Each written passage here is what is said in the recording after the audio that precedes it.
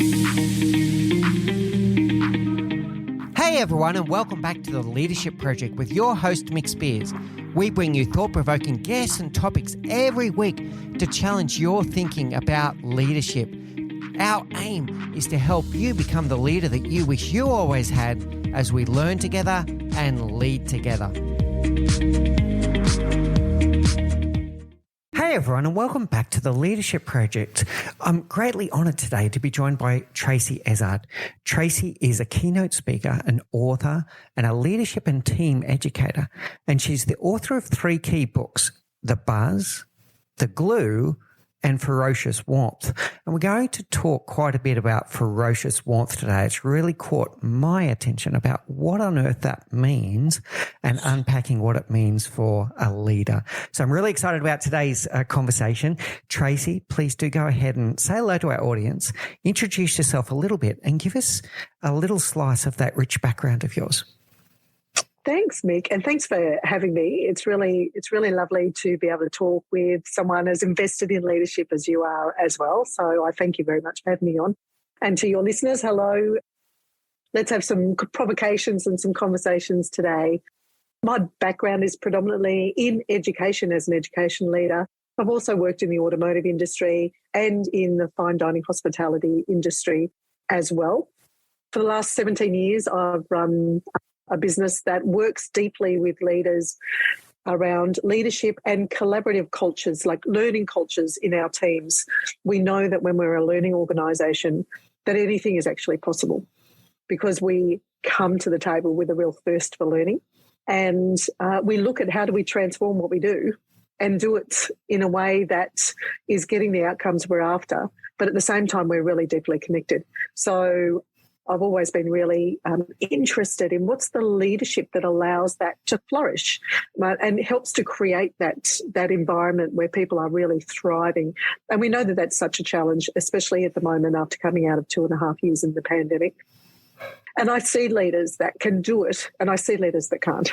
And so over the years of working in leadership and teamwork, I developed the concept of ferocious warmth that we're going to talk about today. But mainly in my work, I just love deeply supporting people who have got great intentions to be the very best they can be. And we stuff up and we make mistakes. But our humility and our humanity means that we're always trying to expand and get better at what we do because that's how we evolve as human beings. And so I just love that work because the intent of people is always, I find, to try to do the very best that they can. So I like to give them some frameworks to help them with that. Yeah, wonderful, Tracy. And thank you for all that you do and congratulations on your success of the books and also the work that you do. I want to unpack some of those things that you've already said. There's already lots of material there. The first bit of curiosity that piques for me is education, automotive, and fine dining. They sound like 3 completely different worlds to me. Tell me what is different in those worlds and what's common in those worlds. Well, different in the services provided for sure, so the output and the outcomes that we're after. When I worked in education, it was very much government school. So it was very purpose-driven, not around profit making. When I worked in automotive, I actually worked with the National Training Board and the state training boards in Australia years ago when we were trying to get an Australian view of what the certification should be for people moving through their career, their trades. And so that was really interesting because it was about, in Australia, we have, the federal and the state interactions that don't always work very well. And it was the first time such a big, huge, audacious project over all the different sectors had been attempted to try to get some consistency around people's competencies and their certification. So it was a big ask, and it was really interesting for me to look at relationships and conflict and how we deal with conflict and how we see robust debate often as being something to shy away from, rather than being able to learn the skills to be able to do it well so we could have really interesting understandings and perspectives to get to a particular outcome. So, and it took a long time, but the the leadership of that always fascinated me, and people's willingness to step in and do that change. And then in the fine dining, I love the restaurant. I love eating in restaurants for sure. But, that I was only in there for a short time. It was 3 years, and I was a business manager and did a lot of the HR. But the cultural stuff was fascinating. I was lucky enough to go into a restaurant that was a very high standard. And so it was around, how do we continue to grow people? How do we make sure we keep high standards? But for me, it really was where Ferocious Warmth started bubbling around was, we absolutely high standards are critical in all three of those sectors that I worked in before I started my business. But their ability to have high quality relationships means that our access to those results are a lot quicker or happen, so across all three, connection, relationships, humanity were the things that help people thrive. But also in all three of them, there was this want to provide the very best high quality and to challenge that status quo about how we've always done stuff. And that's really always fascinated me. And I know it's a big part of your work as well, Mick, is, status quo in the end doesn't get us anywhere. That transformation and growth that continues to happen in a really thriving culture is what we're after. So in all three, humans were there. In all three, the same humanity issues came up, and I just find that fascinating. So they might have different purposes, but the three common threads I'm hearing is the human beings at the end of the day. I'm hearing relationships and connections, hearing learning and growth, that want, that desire to continually improve and do better at whatever it is your craft is, whether it's automotive, fine dining or education. Yeah, really good. Yeah. And strategy as well. I think all three are around, let's have a vision about what we're trying to head for. And then, the really strong cultures are the ones that let's work together to get there rather than dragging people or having people drop off because they're just so disengaged. Let's actually have people come together as a collective and really deeply collaborate and co-create what we're trying to achieve.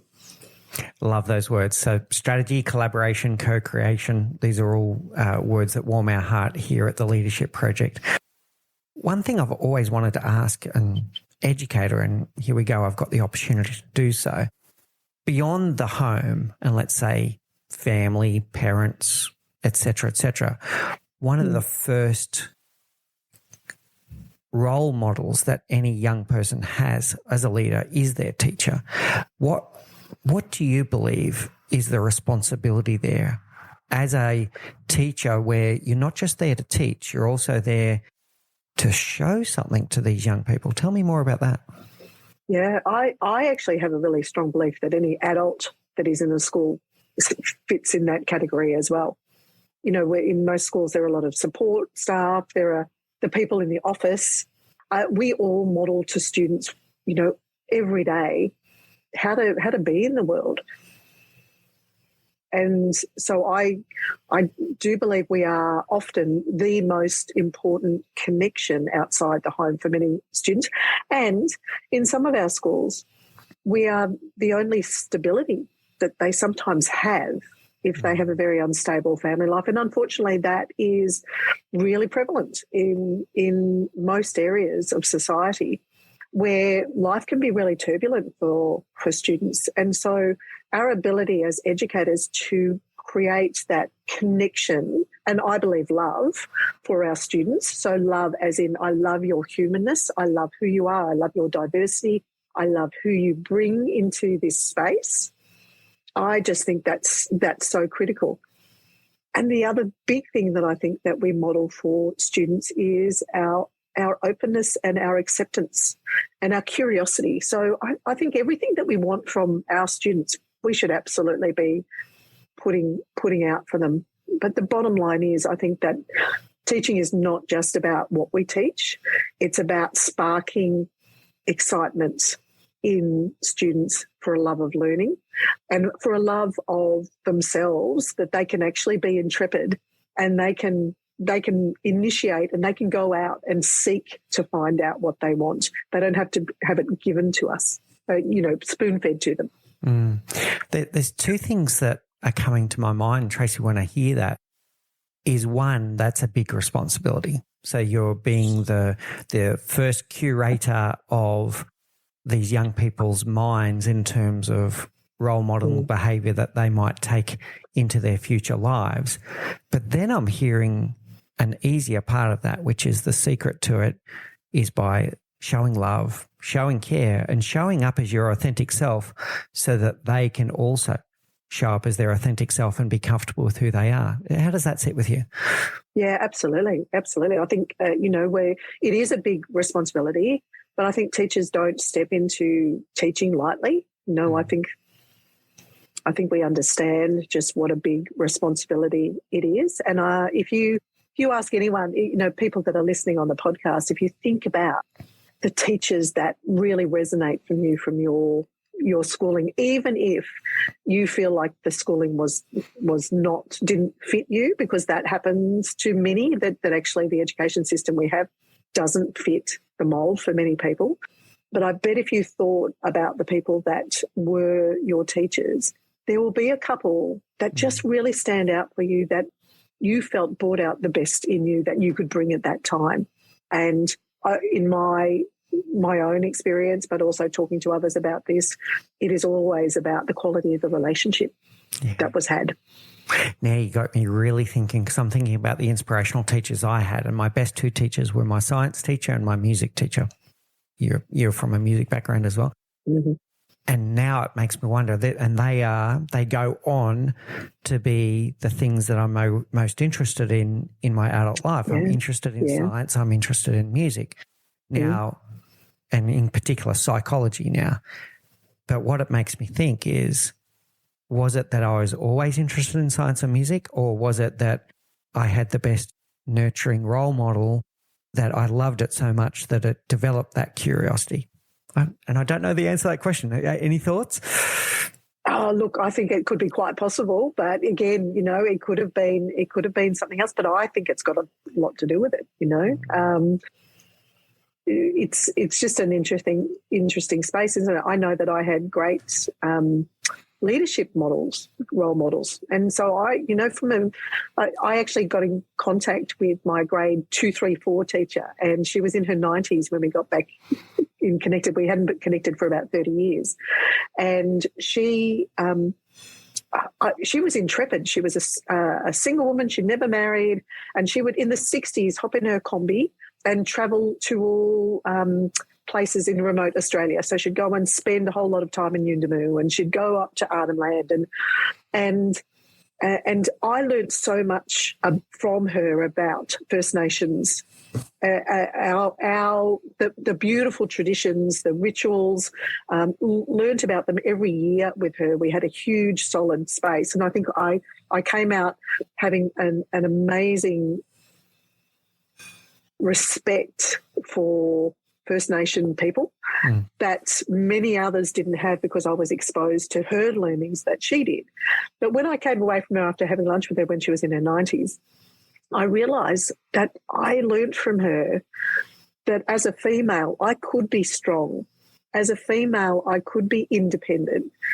As a female, I could have opinions, and and it wasn't until I was, it was only 6 years ago or something that we caught back up, and all of a sudden it hit me like a bolt of lightning that here's someone that I had from the ages of 8 to 10 who was incredibly impactful on my sense of self that I had as an adult.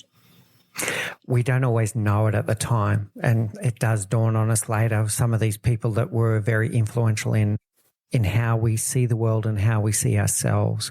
And in this case, I'm hearing the responsibility that we are also the custodians of our history and our traditions. And unfortunately, Australia's got a bit of a history where we lost that for a long time. We're reconnecting to it now. We've got a lot of work to catch up on that. That we're reconnecting to the cultural heritage. And then what you said there about giving you the identity around your gender and who you can be, and to question gender bias. We've got a lot of work to do there as well, but we need these influential people that will stand up and show us a role model of what it can mean. Yeah, absolutely. Yep. All right. So I want to press on some of the things I've read for you. I've heard you question the word feedback culture and that you prefer the word learning culture. What's the difference between feedback culture and learning culture to you? First off, I think feedback has it's got such a dirty name now. I think because people have taken that giving feedback to someone means I don't get anything back. It can sometimes people experience a very one-way street, very didactic. I'm giving you feedback around what you need to improve or what you haven't done right.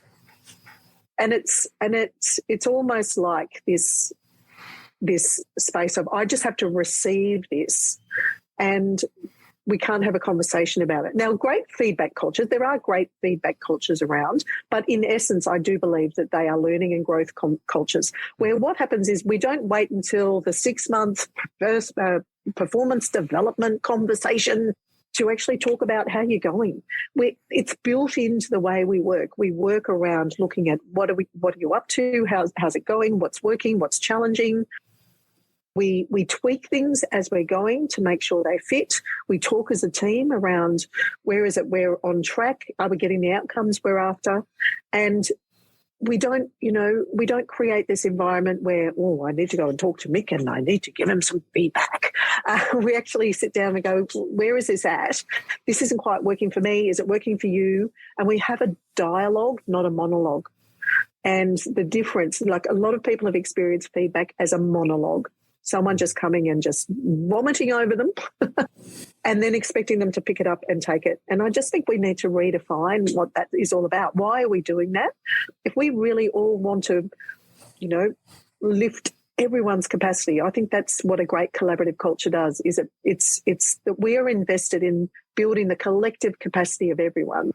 Then we're all invested in being open to what people sharing with us around where could we do things differently, what is working, what's not. So we've got to be open to that. But it's a dynamic that is always about, the intent is never to knock people down. The intent is always to help everyone continually get better at what they do, or take a break if they need to take a break. Sometimes we need to just have people say to us, actually, you're pushing yourself too hard. Maybe some of these trip ups that are happening there is because you're exhausted. My suggestion is that you actually really take a break, and because we have that openness, we have that safety to be able to talk to each other. And we can have those really good, robust debates when we've got a learning culture, whereas a feedback culture can feel very closed, very constricted, rather than this is just the way we work. I love that. And what I want to play back to you a little bit there, Tracy, is that feedback or learning, whatever term we want to use as we progress, doesn't age well, right? So leaving it until the annual performance appraisal gives no one any opportunity to do anything with it. The second part was, it's not about knocking people down, it's about building people up, and to do so collectively. And then the third part was about the psychological safety. Tell me what psychological safety means to you. It means I can bring myself to the table and take risks with you. So it's that space of, I'm able to take risks with an idea. I'm able to take risks to say I don't know. I'm able to take risks to say I don't think this is working. But at the same time, I also am able to feel that I really belong here. And if I say that, I won't get excluded. So I tend to use, I love the work of both Professor Amy Edmondson and Timothy R. Clark. I use their work and their research a lot. Both of them have got great frameworks around psychological safety. And many people, I think, see psychological safety as, I need to feel safe. You need to make me feel safe. And it is actually, we need to make each other feel safe. It's a collective dynamic there where, I've had some people sort of say, I can say what I like in this space, and I always say it how it is, and it's all good when we talk about the safety of contribution. And the challenge is, for other people, they may not feel safe.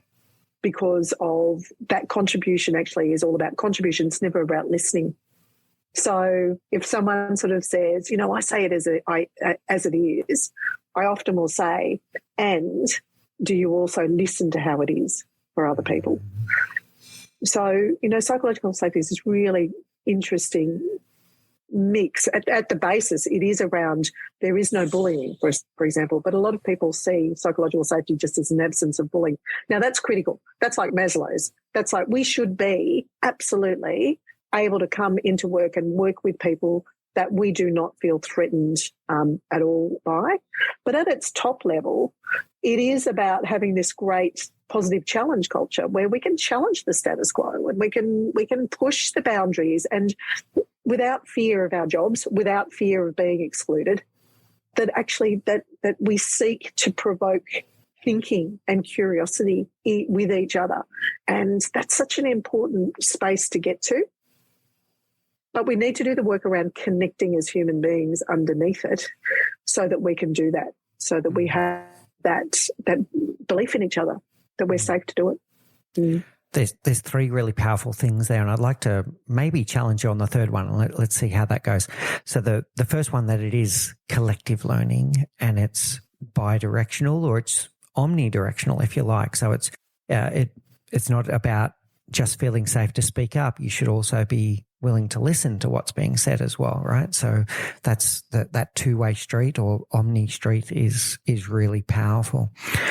The second part there was about lifting everyone as we're going through that. So it's building up and having a performance culture based on that feedback. So it's lifting everyone up. Yeah.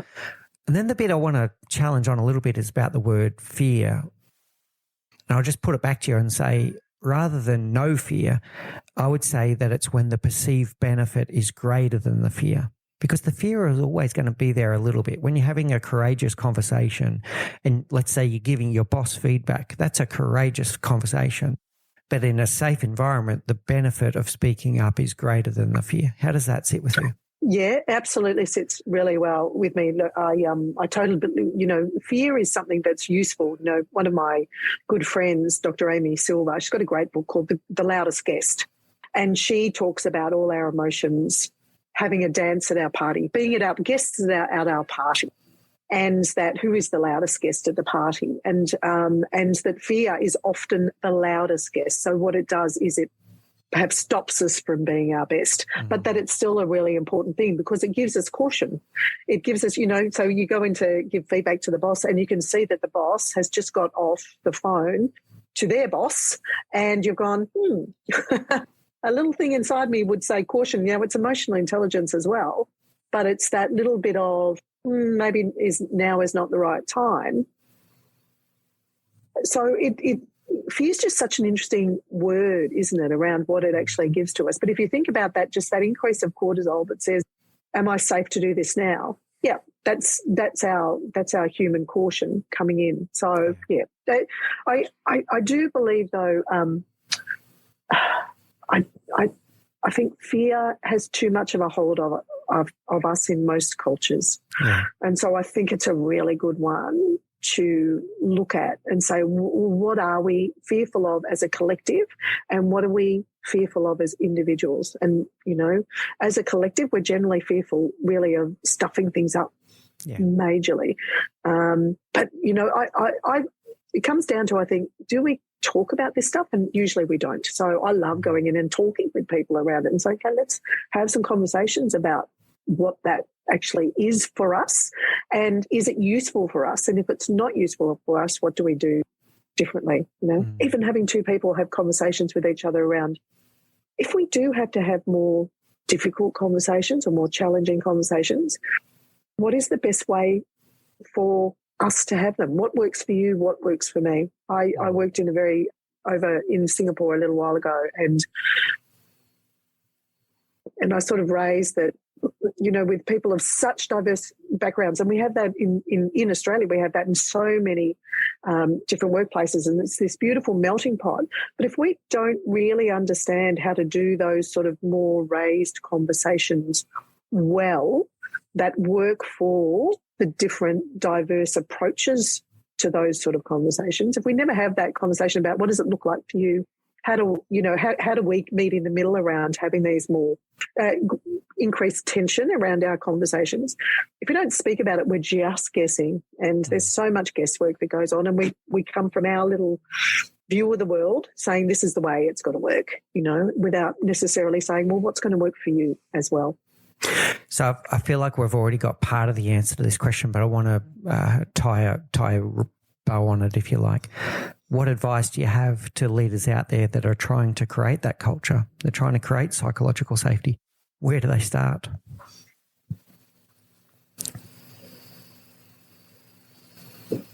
It's start with self. I just get surprised sometimes with leaders. We get so busy that we don't take the time to sit and reflect on perhaps the impact we are having. So starting with self, I think, is really important. So looking at, I do this from a Ferocious Warmth approach of getting people to look at what are our strengths. So the Ferocious Warmth approach, is the head and the heart, bringing those together. What are my really strong head strengths? What are my really strong heart strengths? So, and then when do they get out of balance? So when is it that, I might be really strategic, but when I'm really focused, does it start to move into a shadow where I'm starting to get quite on high and I'm kind of withdrawn from the dance floor? I'm up on my balcony, and actually, do people feel that they can come and see me and talk to me about what's not working in their area? Or have I sort of shut myself off? So I think the first thing we should do is just sit and go up to that meta position above ourselves, above our context, and actually just watch ourselves for a bit. Watch the people around us. Are we getting input? Are we only hearing from few voices because there's some people that will never speak around us? Do people actually scatter when I walk into a room? No. Do people, when they come into my office, if that's the way I do it, bring people into my office, do I only bring them in for certain things that are about what they need to fix? Do I celebrate successes? Just that whole, get a good leadership book and just reflect on, do I do the stuff that is so important around leadership now, which is building really strong relationships and psychological safety so we can do the hard work. And the research shows really clearly that when we have increased psychological safety in our environments, we are going to get better thinking, better collaboration, better problem solving done. We're also going to get people that are more engaged in their work because they feel that safety. Yeah, really good last point there in particular, Tracy.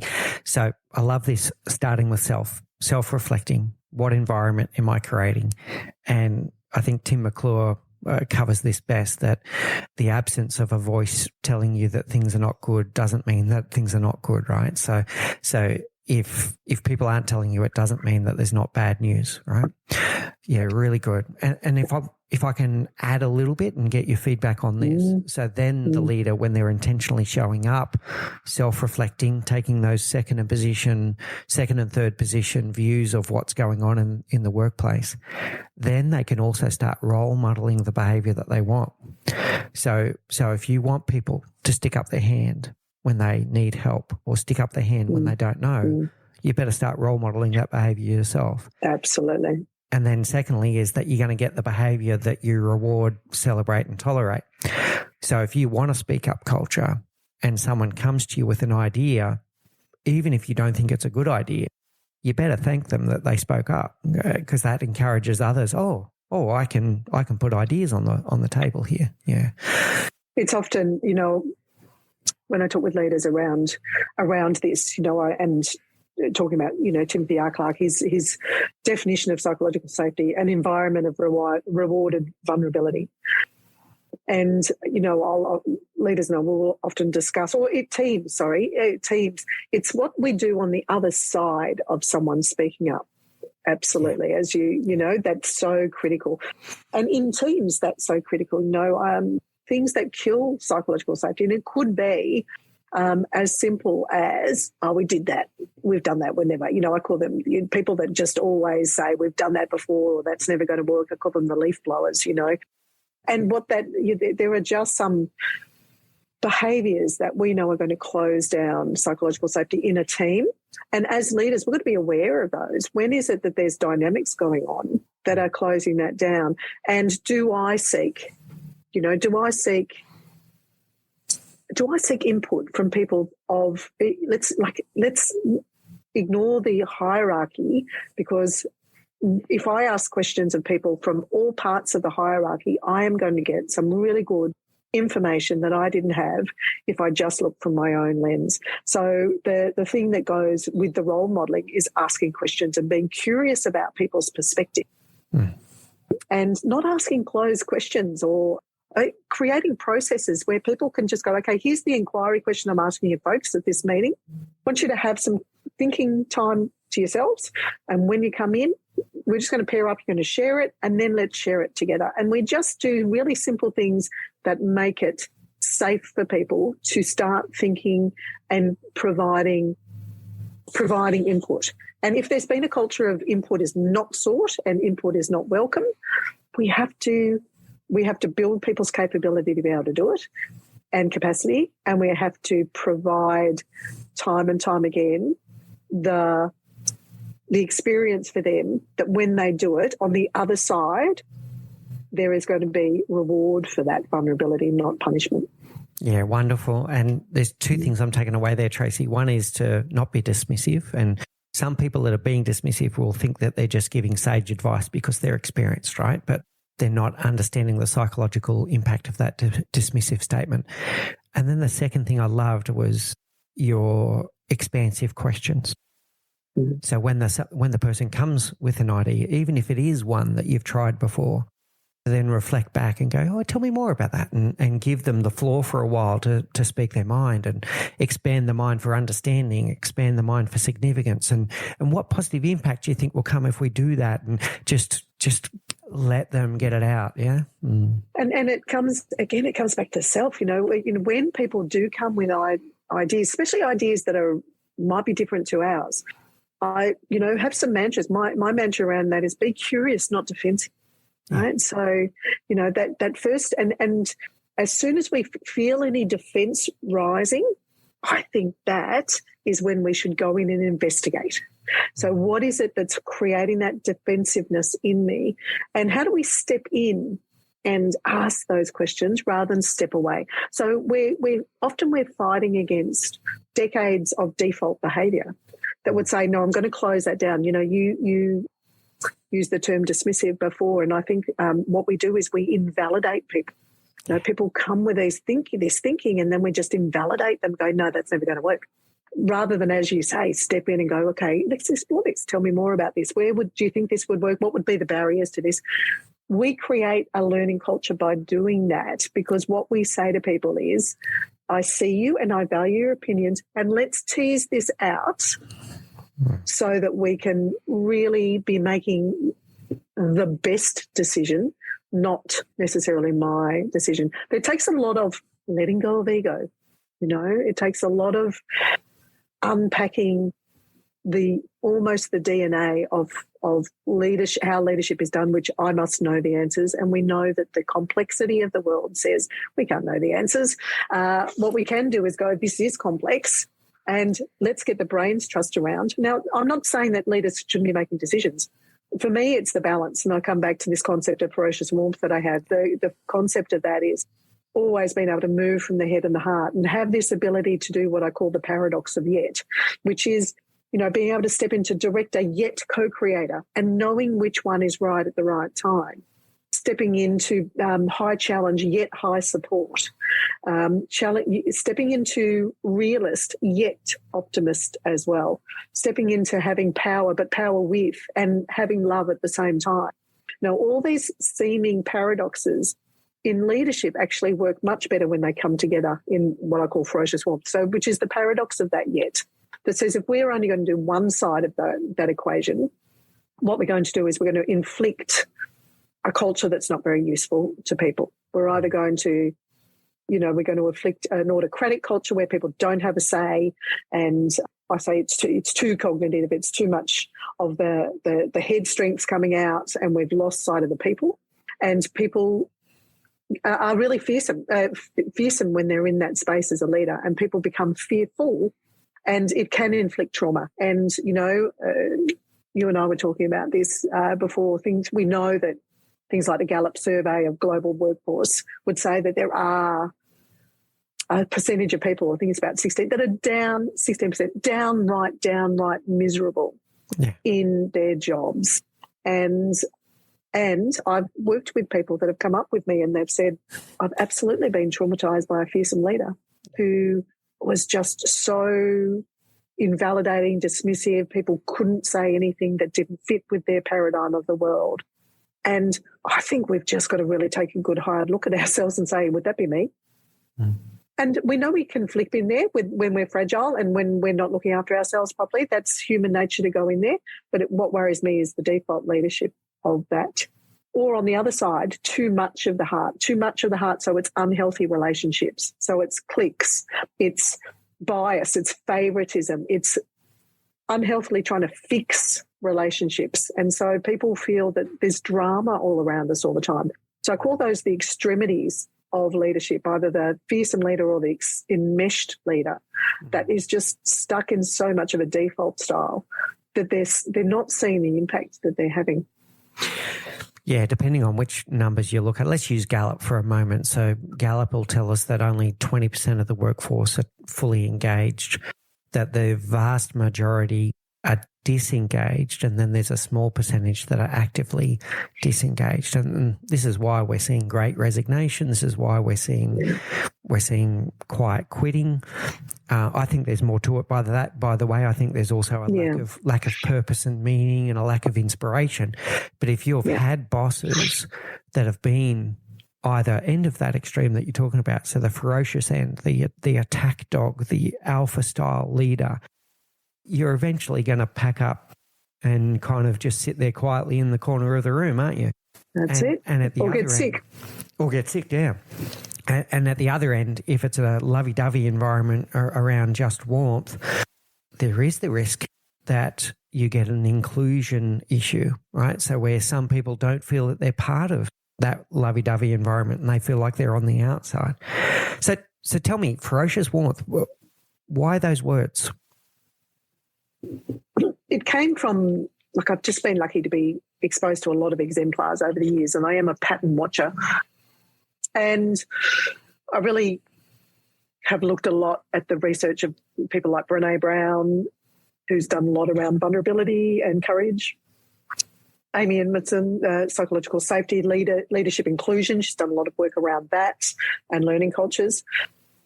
And I just know how important us having, plans, strategies, outcomes, measures, all of that is important. Although, there's a whole thing we could talk about around, are we measuring the right stuff and all that sort of thing. And what's our purpose? Are we actually making a difference in the planet? So that is a whole another ethical question I know we could talk about. But at the same time, this critical part of leadership is all about people, is all about helping people to thrive doing that work.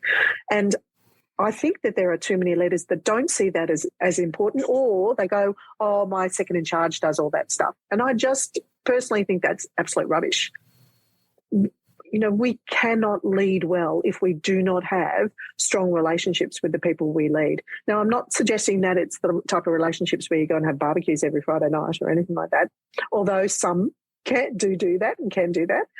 But it is what I call, again, I like putting smashed words together, professional intimacy. It's the ability to actually see people, understand about them, what motivates them, what's their interest, what's their experience, where do they come from, and to be able to really see and help them to stretch as well and have a deep concern for them, have a deep love for them, that you are absolutely have got their backs, and you're creating an environment where there is stretch. So we're not forgetting the head part. There's absolute stretch, but there's also the support to be able to get there.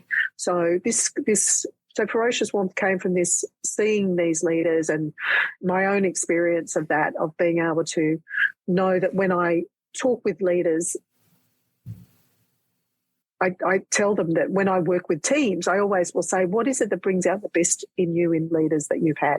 And it will always be that they had empathy, that they were able to see and feel valued by that leader, but that leader also helped them to be better. And so that came the concept of Ferocious Warmth coming together, and I saw it in evidence. And in my book, I use a lot of case studies of great Ferocious Warmth leaders. But I just think that space of understanding that the head and the heart coming together makes great leadership. And it's a daily dance. We have to move and we have to go to one more than the other in different times. I do have a belief we should never go to the more results-driven stuff without relationships being core, because we know that trust and psychological safety is so critical to our results getting done. But I do think that there are some times where we need to drop everything that we're doing around trying to get results and just sit and hold the space for people, because we are human beings working, and our lives can sometimes be a huge mess, which impacts on our ability to be at work and do good stuff. And sometimes we just need a leader to just sit and listen and be there for us. Really powerful descriptions there. You probably know where I'm going to be on this scale, but I want to put something to you. And I'm going to say that most leaders out there, regardless of where they are on that continuum, whether they're at the results end of that continuum or the warmth, like so ferocious versus warmth, depending on who they are, they're going to justify their behavior, right? So a ferocious leader is going to justify their behavior and say, by looking after the results, I ensure everyone's got a job. And the warmth leader is going to say, by caring for my people, the results take care of themselves. How do we break that mindset where a ferocious leader will, like if you get them at the right moment, they will swear to you that they're doing the right thing by focusing on results only. And a warmth leader will tell you, no, I'm doing the right thing. So how do we break that mindset? Yeah. My experience of working with lots and lots of leaders around this concept over the last few years is actually people who sit more in the relationship side. So they've got high levels of emotional intelligence. They're quite heart-driven. They're quite people-driven. They actually can absolutely see that they need to get back better at what I call the strategic intelligence side. They need to, because they understand that their boundaries get pushed. They understand that sometimes their empathy gets in the way of them having the harder conversations. They understand that the focus on that sometimes means that they let some things on the other side slip, right? So that's what I've found to be in my observations of all the people I've worked with around this. When people are more results-driven,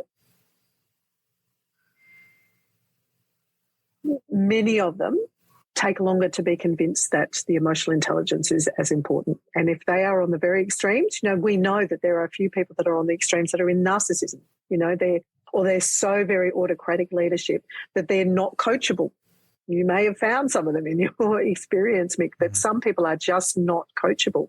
They're not open to the idea of the need for this other side to be critical. And so when I work with leaders that are sort of more on that side, now I'm certainly not saying that results-driven people don't see that emotion, the relationship stuff is important, but it is not. I think people are more scared of that stuff, because we've been in environments where just the results are the environment we've sat in for a long time. So for us to even look at moving more into understanding what makes people tick, being able to have empathy for people, to be able to understand diversity, to be able to really bring in and create an environment of engagement for people. Some people are quite scared to do that because it's not a paradigm that for many years many people have sat in. They haven't seen it role modelled. So I totally get that can be tricky for people to do. But we know that there is, and I get out the research because people that are quite cognitive driven, they want an evidence base. They want an evidence base. And so I bring out the evidence base around what we've found around how do we make how do we make engagement in cultures? What is it the impact of culture has on results? What is it that we know high-performance teams do? And there is always that element of connection, psychological safety. So I think evidence-based is really critical for people who are very results-driven to actually see and be exposed to, and exposed to people, listening to other people's opinions about that as well, people that they admire and are doing the exemplary work around bringing these two together. And so I often will get people to talk about the impacts that they have when they're able to bring the two together and get exemplars talking, so that people who are very, very just it's all about the task, it's all about the results, can actually hear from people that are bringing the human side in, but not losing the results. In fact, the results are creating turnaround or transformation in their organisation. My experience is, as you said, it's the ones at the results end tend to be more sceptical about the warmth end of the scale, the relationships end of the scale, and it usually takes a bit of time for them to do some second position or third position reflection to realise the impact that a results obsession, like if I go to that end of the scale, the impact that results obsession is having on those around them. That's my experience as well. I'm going to challenge both of us here, and let's see how we go with this one. How much of this is just deciding what culture that you want, right? So Hofstadter would look at this and go, one of his many dilemmas was performance versus caring, and his school of thought would be that you decide what do we want? Do we want a performance at all costs culture? Do we want a caring at all cost culture? Do we want something in between? Deciding what you want and then celebrating, rewarding and tolerating the behavior that gets the culture that you want. And by doing so, you attract those around you that like that culture. So if you have a performance at all cost culture, you will attract a team that buy into that and go, by the way, for the avoidance of doubt, that's not mine, but you will attract people that also believe in a performance at all cost culture. And if you represent a caring at all cost culture, you will attract people around you that like a caring at all cost culture. So how much of this is the leader being adaptive and sliding up and down the scale versus no, just determine what culture you want, create that culture, and then you create people that are happy in that culture. Thoughts? Straight away when you were talking about the just performance culture, I thought about the woman just 2 weeks ago in a very, very high pressure job who took her life. I think of I do some work in the health field, the high pressure environments of surgery where there is really absolutely less than useful behaviours from very, very senior people, and the impact that has on people's mental health. People who do want high performance always, and they have that drive. So straight away I go, at what cost? At what cost? Yeah. Same with a caring culture. At what cost when we have a caring culture but we're not focused on what we're trying to do for our clients? Do we create something that is not fit for purpose? Or, again, I do a lot of work in human services. So if you have and they tend to be incredibly caring people, incredibly, purpose-driven. And yet if we don't look at how do we make these systems work for the people that we care for, who is the care for? So that would be a question that I would ask around a caring culture is, does a caring culture create an environment where we are getting what we need for the people that we serve? Now, I reckon that's really tricky because the high performance people would say, well, we care for our shareholders. Mm. And I just think we have to have more conversations around at what cost is is culture like that having on the people that are in our organisations, but also the community when we're doing that. So how are we really stepping into a space of saying how much is enough?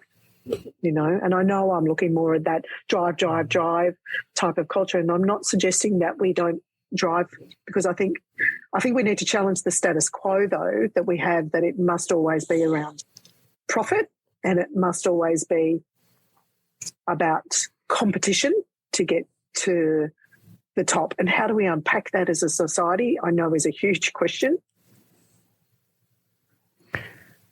I know your original question was, can we choose the culture that we're after? But I just don't think it should ever be just one or the other. I think it's got to be a really good blend of both. To me, it's deciding where on the continuum you're going to land. And your 3 words are really powerful. At what cost? At what cost?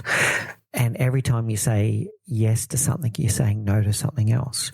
So if you are saying yes to a performance at all cost culture, are you saying no to mental health? Are you saying no to physical health? All of those things, right? Yeah. So it was a purposely provocative question to see where you would land. But for me, it is about balance, and I think you've covered it beautifully with the term ferocious warmth, and with your infinity symbol. For those that haven't seen the book yet, it's the infinity symbol, but between the two, and getting those balances between results and relationships. It's a really powerful message.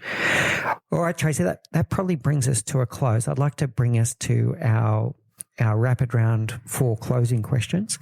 So firstly, what's the one thing that you know now that you wish you knew when you were 20? Stop and enjoy a little bit. Be right in the middle of when you're having fun and enjoying it. Stop and really just revel in it. Yeah, nice. Revel in enjoyment and fun. Brilliant. Be in the moment. Enjoy where you are, doing what you're doing. Very good. What's your favourite book? Oh, that is so like I don't know. You know, Mick can see my bookcase at the back. I've just got the most incredible books. I think a book that really helped me personally through some really hard times in my personal life is something that I also use in my professional life, because doing Ferocious Warmth leadership means you peel off the onion layers around you and you really dig deep. So it was Rising Strong by Brene Brown, and I learned the concept of just the stories I tell myself in my head, and how actually articulating that to the people around me can be really useful, because it helps us to have the deeper conversation. Yeah, wonderful. Well, what's your favourite quote? It's one from my beautiful coach, Leslie Clue, actually, and it's what would love do? I love it. I really like that. Yeah, very good. And finally, Tracy, how do people get hold of you? I'm sure that many people are intrigued with all of the content that you've shared with us today. If they'd like to know more about you, how do they get in contact with you? It's probably as simple as knowing how to spell my name, which is Tracy with an E and then EZRD, because my website is tracyezard.com. My LinkedIn is Tracey Ezard. I'd love to connect with people that have been listening and start a conversation. And my Twitter is at Tracey Ezard. And yeah, that's my Insta is Tracey Ezard. So I'd love to connect with anyone. And I just really love having good, provocative conversations around, you know, how do we create the environments for really thriving in our work and our personal life. So thanks so much for having me. I don't know whether that's the last question, but I just really appreciate you having me on. Wonderful, Tracy. And we will put the links in the show notes as well, including the Amazon link to Ferocious Warmth as well. So congratulations on your success. Thank you for sharing so openly with us today. I've thoroughly enjoyed this conversation. I love to have a good, challenging conversation on a topic that we must be talking about. So thank you so much, Tracy. Thanks, Nick. Thank you for listening to The Leadership Project at mixbeers.com. A huge call out to Faris Sadek for his video editing of all of our video content, and to all of the team at TLP. Joanne Goes On, Gerald Calabo, and my amazing wife, Say Spears. I could not do this show without you. Don't forget to subscribe to the Leadership Project YouTube channel where we bring you interesting videos each and every week. And you can follow us on social, particularly on LinkedIn, Facebook, and Instagram. Now, in the meantime, please do take care, look out for each other, and join us on this journey as we learn together and lead together.